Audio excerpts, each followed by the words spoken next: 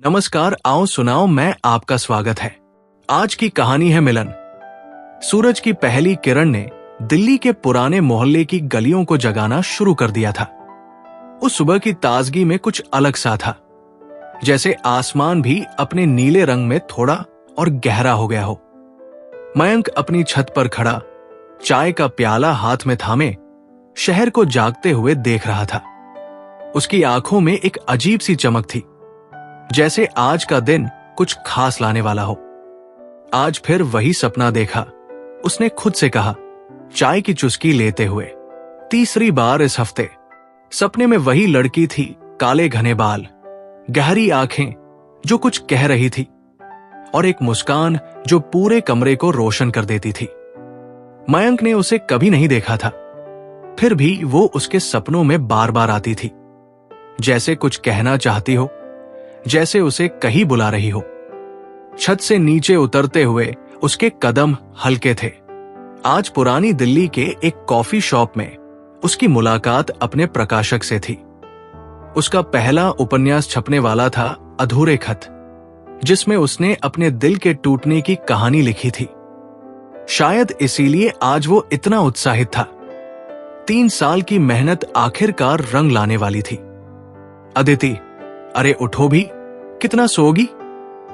मां की आवाज ने उसकी नींद तोड़ी। अदिति ने अपनी आंखें मली और घड़ी की ओर देखा। सुबह के 8 बज चुके थे।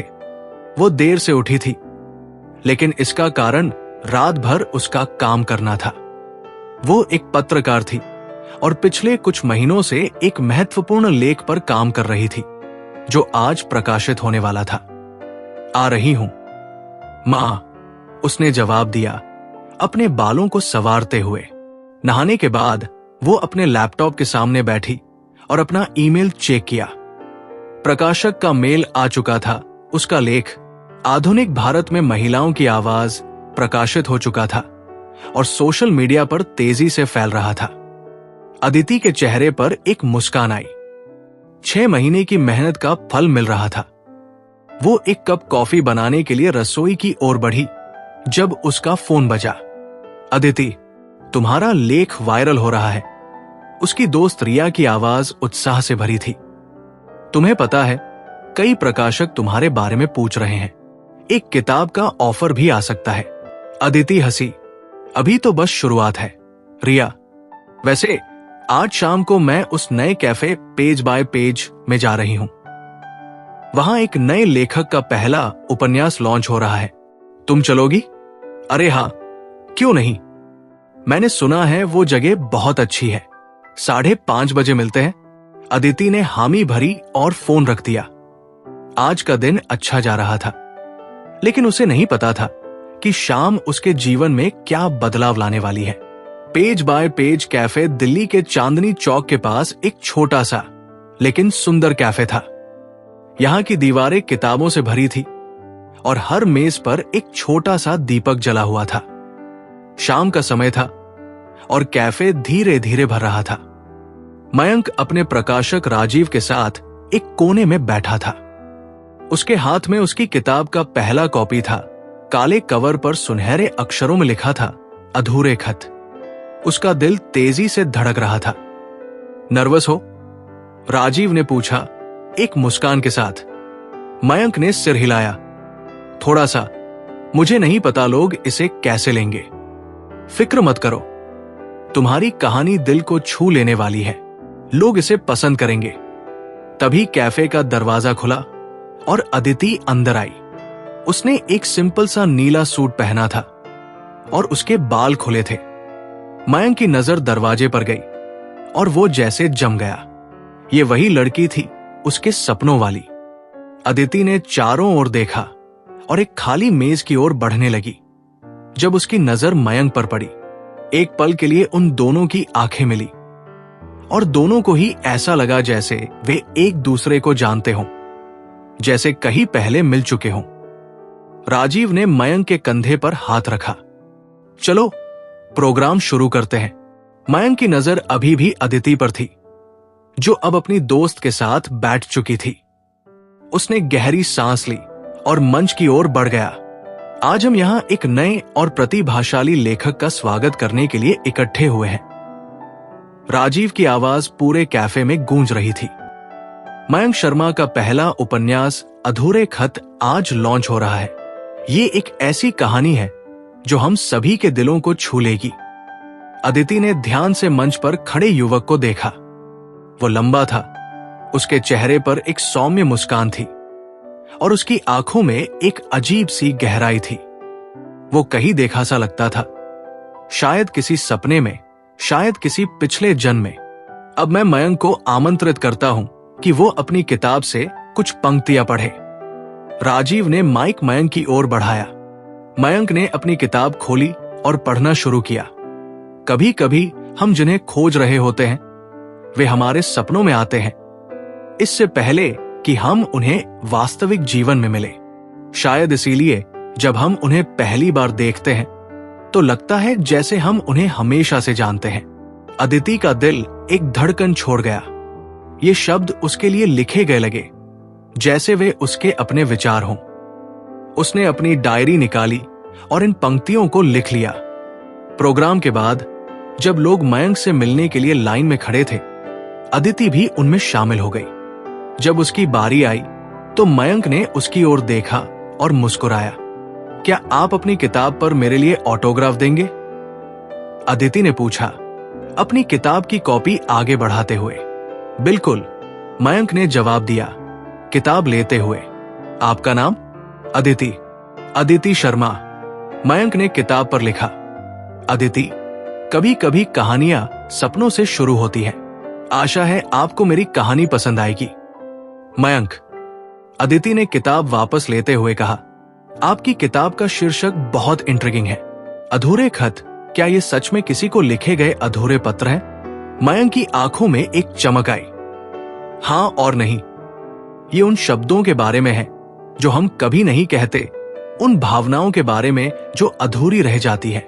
कभी कभी हमारे पास कहने के लिए बहुत कुछ होता है लेकिन हम कह नहीं पाते। मैं समझती हूं, अदिति ने कहा, मैं एक पत्रकार हूं और अक्सर मुझे लगता है कि शब्द कभी कभी उन भावनाओं को व्यक्त करने के लिए पर्याप्त नहीं होते जो हम महसूस करते हैं। उनकी बातचीत कुछ और मिनटों तक चली, जब तक कि अदिति की दोस्त रिया ने उसे याद नहीं दिलाया कि उन्हें जाना था।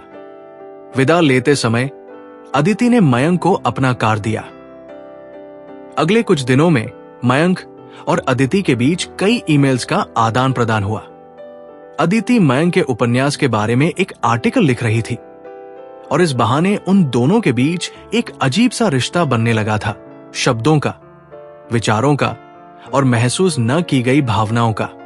एक शाम जब दिल्ली की सड़कें बारिश से भीगी हुई थी, मयंक ने अदिति को एक कॉफी के लिए आमंत्रित किया। वे फिर से उसी कैफे में मिले, पेज बाय पेज। तुम्हारा आर्टिकल पढ़ा, मयंक ने कहा, अपनी कॉफी की ओर इशारा करते हुए। तुमने मेरी किताब के बारे में जो लिखा, वो मुझे लगा जैसे तुम मेरे दिमाग में झांक सकती हो। अदिति मुस्कुराई। शायद हम दोनों एक ही चीज के बारे में सोचते हैं। हो सकता है, मयंक ने कहा उसकी आंखों में देखते हुए, लेकिन मुझे लगता है कि इससे कुछ ज्यादा है। मैं तुम्हें बताऊं कि क्यों मैंने तुम्हें यहां बुलाया? अदिति ने अपनी कॉफी के कप को हाथों में घुमाते हुए सिर हिलाया। तुम्हें देखकर मुझे लगता है कि मैं तुम्हें जानता हूं, जैसे हम कहीं पहले मिले हों, किसी दूसरी जगह, किसी दूसरे समय में। अदिति ने गहरी सांस ली। मुझे भी यही लगता है मयंक। पहली बार जब मैंने तुम्हें देखा, मुझे लगा जैसे मैं तुम्हें पहचानती हूं। और फिर जब तुमने अपनी किताब से वो पंक्तियां पढ़ी। कौन सी पंक्तियां? मयंक ने पूछा, हालांकि वो जानता था कि वो किस बारे में बात कर रही है। वही जिसमें तुमने लिखा था कि कभी कभी हम जिन्हें खोज रहे होते हैं वे हमारे सपनों में आते हैं। मैंने भी तुम्हें अपने सपनों में देखा था मयंक, कई बार। मयंक का दिल धड़कने लगा। क्या तुम मुझे अपने सपने के बारे में बता सकती हो? अदिति ने अपनी डायरी निकाली और खोली। यहां मैंने पिछले कुछ महीनों से इसे लिख रखा है। हर सपना एक ही जगह पर होता है, एक पुराना लाइब्रेरी। जहां हम दोनों एक ही किताब को पढ़ रहे हैं, लेकिन अलग अलग समय में, जैसे हम एक दूसरे को ढूंढ रहे हों, लेकिन कभी मिलते नहीं। मयंक की आंखें चौड़ी हो गई। ये असंभव है। मैंने भी ठीक यही सपना देखा है। एक पुरानी लाइब्रेरी, लकड़ी के बड़े बड़े शेल्फ, एक ग्लोब टेबल के मध्य में, और खिड़कियों से आती ढलती शाम की रोशनी। अदिति ने उसकी बात पूरी की। वे दोनों एक दूसरे को देखते रह गए। उनके बीच का मौन उन शब्दों से भरा था जो वे कहना चाहते थे, लेकिन समझ नहीं पा रहे थे कि कैसे कहें।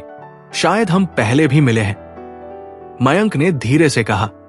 किसी दूसरे जन्म में, अदिति ने मुस्कुराकर कहा। या शायद हमारी कहानी पहले से ही लिखी हुई है और हम बस उसे पढ़ रहे हैं। उस रात बारिश की बूंदें खिड़कियों पर टकराती रहीं और मयंक और अदिति बातों में खो गए।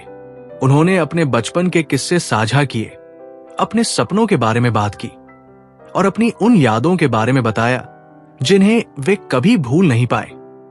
मेरे पिता की मृत्यु के बाद अदिति ने कहा, मुझे लगा जैसे मेरा एक हिस्सा खाली हो गया है।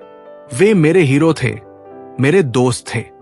उनके जाने के बाद मैंने लिखना शुरू किया, अपने दर्द को, अपनी यादों को, अपने सपनों को शब्दों में ढालना। मयंक ने उसका हाथ थामा। मेरे साथ भी कुछ ऐसा ही हुआ था। मेरी मां की मृत्यु के बाद मैं अपने आप को खोसा गया था। तब मैंने अपनी किताब लिखना शुरू की, अधूरे खत। वे सब वो पत्र हैं जो मैंने अपनी मां को लिखे, जो मैं उन्हें कभी नहीं दे पाया। अदिति की आंखों में आंसू आ गए। शायद हम दोनों ने अपना दर्द एक ही तरीके से महसूस किया है। शायद इसीलिए हम एक दूसरे को इतना अच्छी तरह समझते हैं। मयंक ने कहा, उस रात जब वे अलग हुए तो दोनों जानते थे कि उनके बीच कुछ विशेष है, एक बंधन जो समय और स्थान से परे है, एक कनेक्शन जो उन्हें एक दूसरे की ओर खींच रहा है। अगले कुछ महीनों में मयंक और अदिति एक दूसरे के जीवन का अभिन्न हिस्सा बन गए। वे अक्सर पेज बाय पेज में मिलते, कभी कभी पुरानी दिल्ली की गलियों में घूमते और कभी कभी बस फोन पर घंटों बातें करते। अदिति के साथ समय बिताते हुए मयंक महसूस करने लगा कि उसके जीवन में एक नया अध्याय शुरू हो रहा है। उसने अपनी नई किताब पर काम शुरू किया, एक प्रेम कहानी जो दो अलग अलग दुनियाओं के लोगों के बीच थी, जो एक दूसरे को सपनों में देखते थे। एक शाम जब वे हुमायूं के मकबरे के पास बैठे थे, मयंक ने अदिति से पूछा, क्या तुम्हें लगता है कि हम अपनी किस्मत बदल सकते हैं? अदिति ने आसमान की ओर देखा, जहां पहला तारा दिखाई दे रहा था। मुझे नहीं पता, लेकिन मुझे लगता है कि हम अपनी कहानी को नए तरीके से लिख सकते हैं। और अगर हमारी कहानी पहले से ही लिखी हुई है? मयंक ने पूछा। अदिति ने उसकी ओर देखा। उसकी आंखों में एक चमक थी। तो हम उसे अपने तरीके से पढ़ेंगे। उसी रात मयंक को अपनी मां की एक पुरानी डायरी मिली। उसने उसे कभी नहीं पढ़ा था, लेकिन कुछ अजीब सा आकर्षण महसूस करके उसने उसे खोला। डायरी में उसकी मां ने अपने एक सपने के बारे में लिखा था, एक पुरानी लाइब्रेरी के बारे में, जहां वह एक ऐसे व्यक्ति से मिलती थी जिसे वो नहीं जानती थी, लेकिन जिसके साथ उसे एक अजीब सा लगाव महसूस होता था। मयंक का दिल धड़कने लगा। उसने अदिति को फोन किया, लेकिन उसका फोन बंद था। उसने उसे एक मैसेज भेजा और फिर इंतजार करने लगा। अगली सुबह जब अदिति का फोन आया, मयंक ने उसे अपनी मां की डायरी के बारे में बताया। मयंक, अदिति की आवाज में एक अजीब सी हिचकिचाहट थी। मेरे पिता की भी एक डायरी थी और उसमें भी एक ऐसा ही सपना लिखा है। क्या हो रहा है, अदिति? मयंक ने पूछा। उसकी आवाज कांप रही थी। मुझे नहीं पता, अदिति ने जवाब दिया, लेकिन मुझे लगता है कि हमें इसे समझना होगा। उस शाम वे दोनों अदिति के घर पर मिले। उसने अपने पिता की डायरी निकाली और मयंक ने अपनी मां की। दोनों डायरियों में एक ही सपने का वर्णन था, एक पुरानी लाइब्रेरी, एक अजनबी और एक अजीब सा लगाव। मुझे लगता है कि हमारे माता पिता भी एक दूसरे से मिले थे, अदिति ने धीरे से कहा। मयंक ने डायरी के पन्ने पलटे, लेकिन अगर वे मिले थे तो फिर क्या हुआ? क्यों वे अलग हो गए? अदिति ने अपने पिता की डायरी के आखिरी पन्ने खोले। मेरे पिता ने लिखा है कि वे उस महिला से प्यार करते थे, लेकिन वो किसी और से शादी करने वाली थी। वे उसे अपनी भावनाएं कभी नहीं बता पाए। मयंक ने अपनी मां की डायरी के आखिरी पन्ने भी खोले। मेरी मां ने लिखा है कि वो उस व्यक्ति को फिर कभी नहीं मिली, लेकिन उसे हमेशा याद रखेगी। वे दोनों एक दूसरे को देखते रहे। उनकी आंखों में आंसू थे। हमारे माता पिता की कहानी अधूरी रह गई, अदिति ने कहा, लेकिन शायद हमारी कहानी अलग हो सकती है। मयंक ने उसका हाथ थामा। क्या तुम्हें लगता है कि हम उनकी अधूरी कहानी को पूरा कर सकते हैं? अदिति ने सिर हिलाया। उसकी आंखों में आशा की एक चमक थी। मुझे लगता है कि हम इसे पूरा कर सकते हैं। और दोनों ने एक दूसरे को गले लगाकर हमेशा एक दूसरे का साथ देने का वादा करते हुए एक साथ जीने का फैसला किया। दोस्तों, जिंदगी में कुछ चीज हम तय नहीं कर पाते, वो पहले से तय होती है। आपको ये कहानी कैसी लगी कमेंट करके जरूर बताएं।